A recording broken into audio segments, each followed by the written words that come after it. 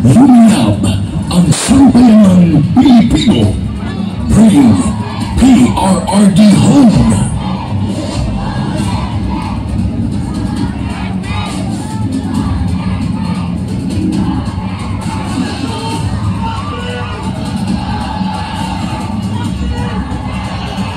Iisa lang ang sigaw. Duterte saan man sa mundo.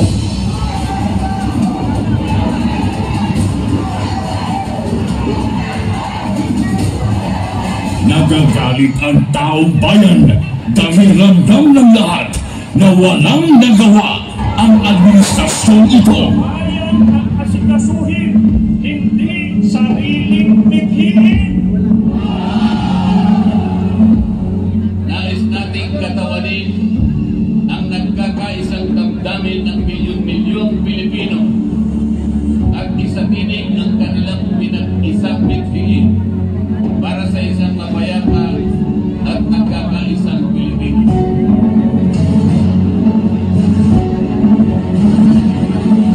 Hindi pa tapos ang pagliyak ng mga puso natin dahil nagpapatuloy pa din ang kasamaan habang nalulubog na ang inang bayan.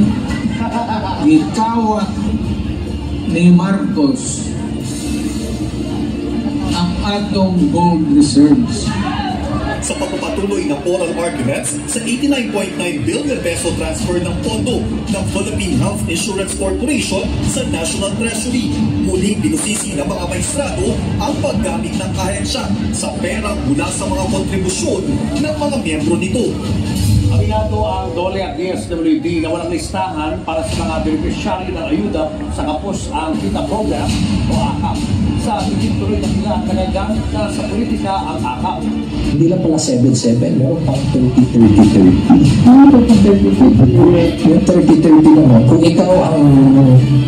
ikaw ang host ng sortie, you get 30 million, 90 million at 30 million AX or ata 30 million AX and 30 million na tupa.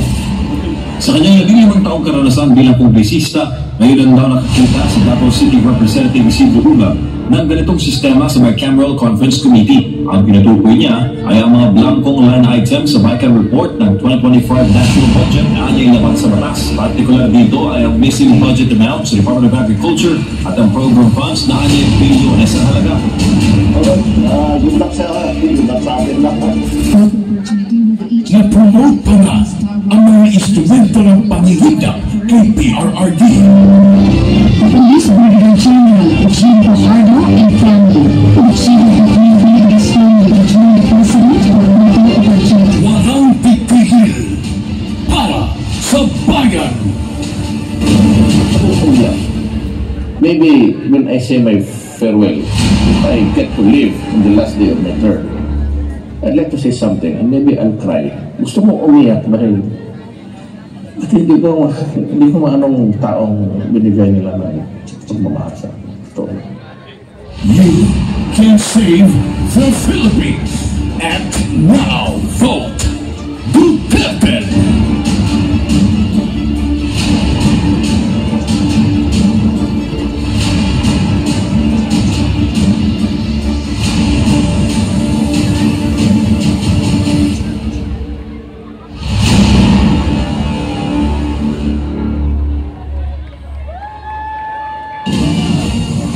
Ladies and gentlemen, the Vice President of the Republic of the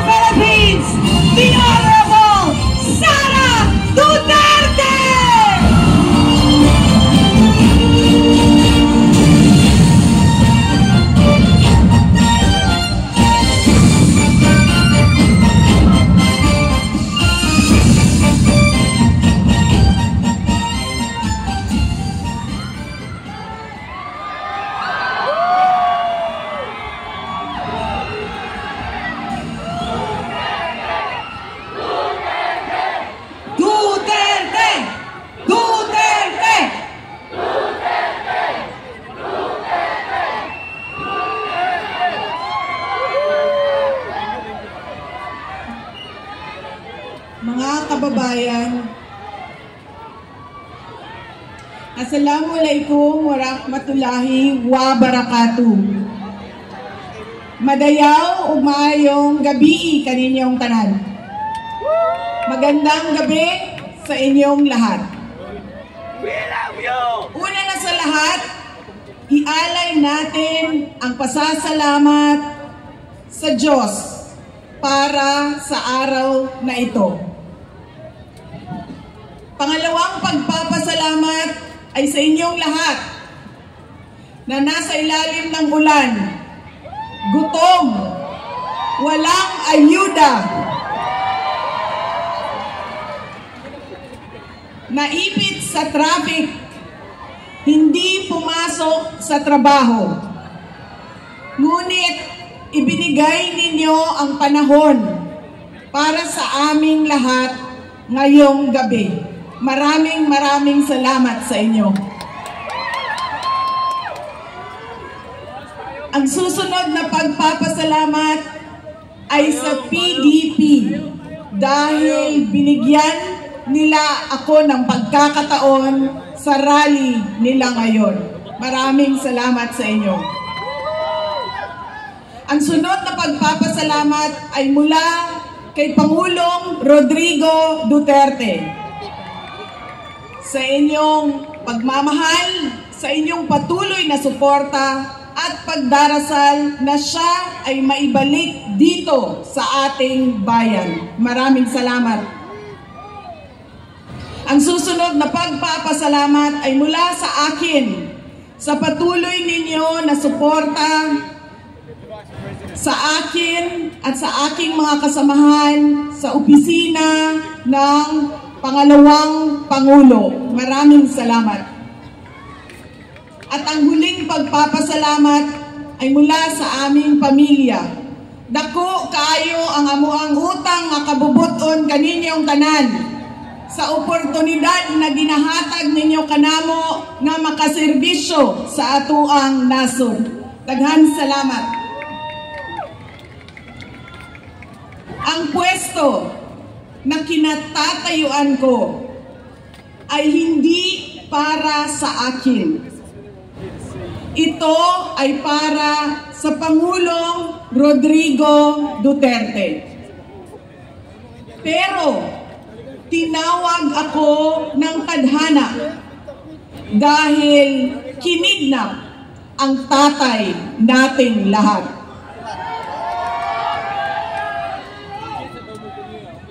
Sa pagkakataong ito, nakatayo ako sa entablado at humaharap sa inyo, hindi bilang kandidato. Ako si Inday Sara, isang botanteng nagmamahal sa ating bayan at natatakot para sa ating kinabukasan. Mga kaigsuunan ko, iniibig ko ang Pilipinas. Iniibig ko kayong mga Pilipino. We love you! We love you! I love you too.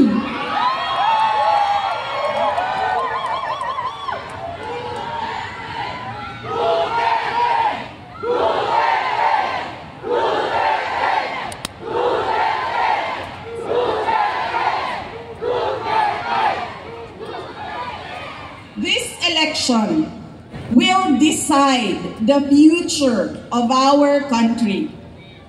Ang boto ninyo ang magbibigay katiyakan kung maituloy ang pagbabago o tuloy-tuloy na lang tayo sa kapahamakan. Filipinos deserve better. Nagpapasalamat ako dahil nandito pa rin kayo at nakikinig sa akin sa kabila ng kaliwat kanan na paninira nila. In the past months, my name and my family's name have been dragged through the mud. I have repeatedly said it before, and I will say it again now. I am not the problem of this country.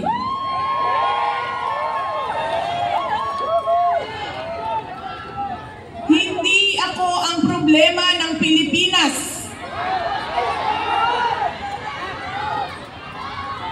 Hindi Duterte ang problema ng Pilipinas.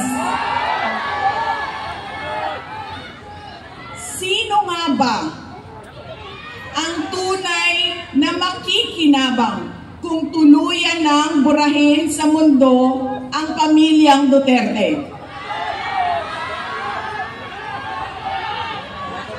Hindi ang mga Pilipino. Lalo nang hindi makikinabang ang mga biktima sa krimen, mga walang trabaho, mga naghihirap, o maging ang mga nagugutom.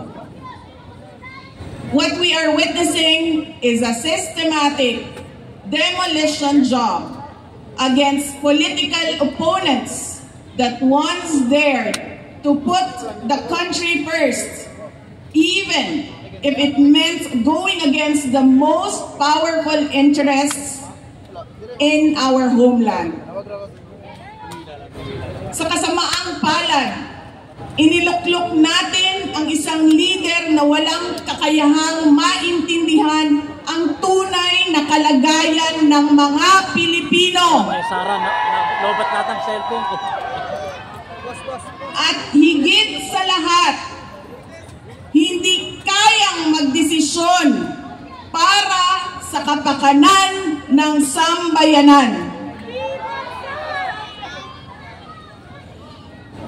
Pinagbabayaran natin ngayon ang pagpili ng maling leader. Nakikita natin ang lantaran at walang pakundangang paglabag sa ating saligang batas. Pinamumunuan din tayo ngayon ng isang taong patuloy pa rin tumatanggi, sumailalim sa isang pampublikong hair follicle drug test.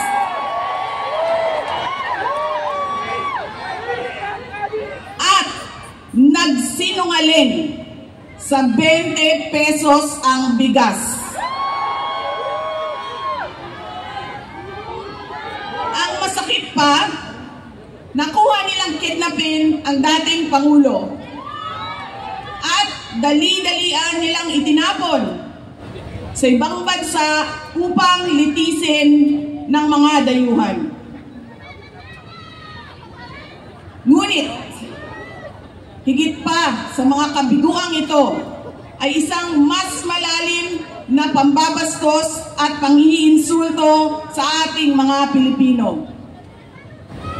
Iniinsulto nila tayo sa paggamit ng ayuda upang bilhin ang boto ng mga tao. Ang ayuda ay hindi naman likas na masama. Sa katunayan, marami ang natulungan ito noong panahon ng pandemya.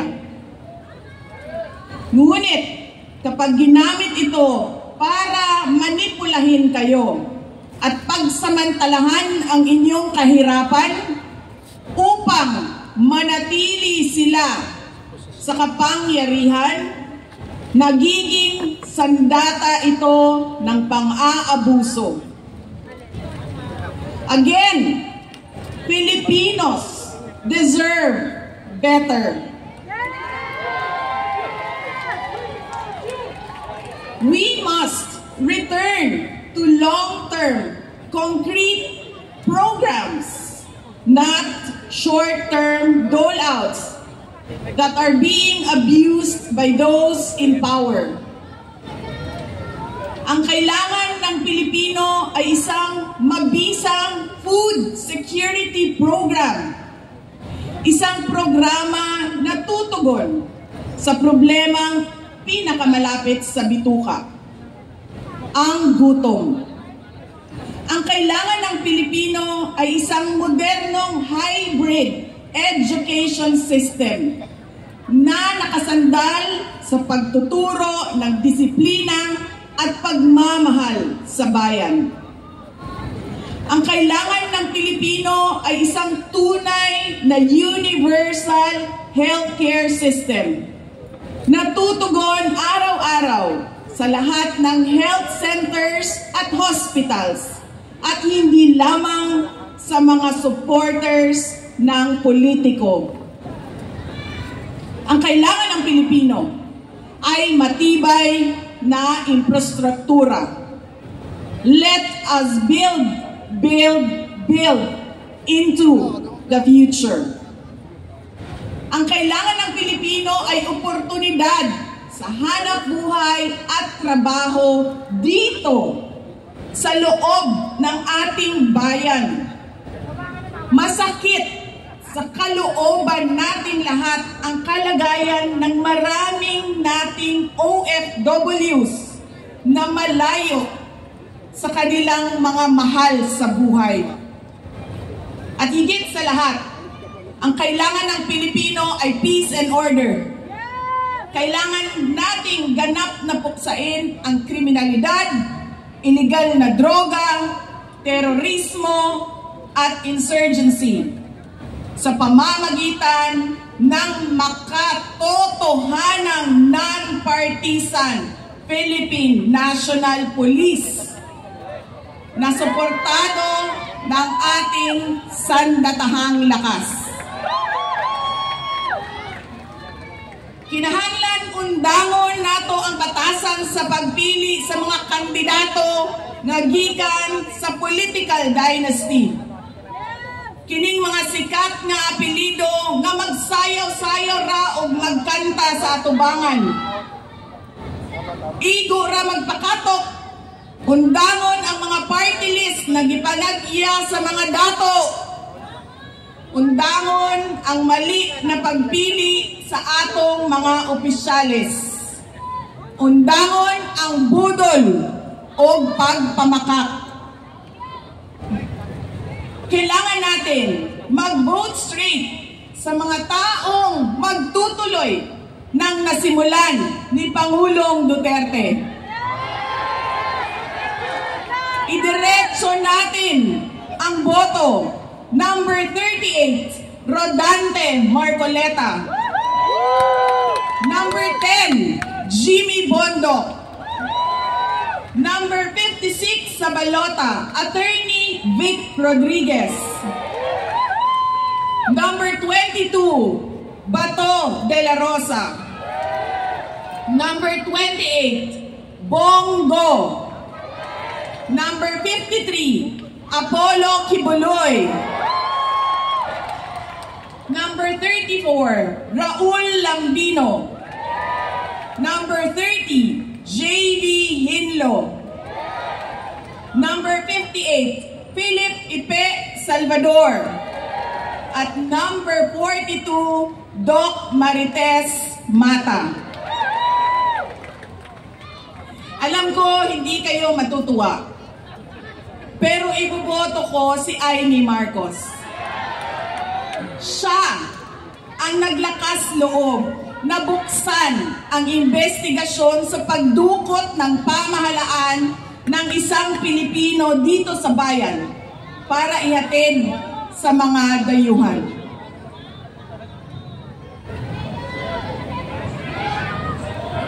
Iboboto ko rin si Camille Villar dahil sa kanyang karanasan bilang mambabatas sa House of Representatives na makakatulong sa isang tunay na pagbabago sa Senado.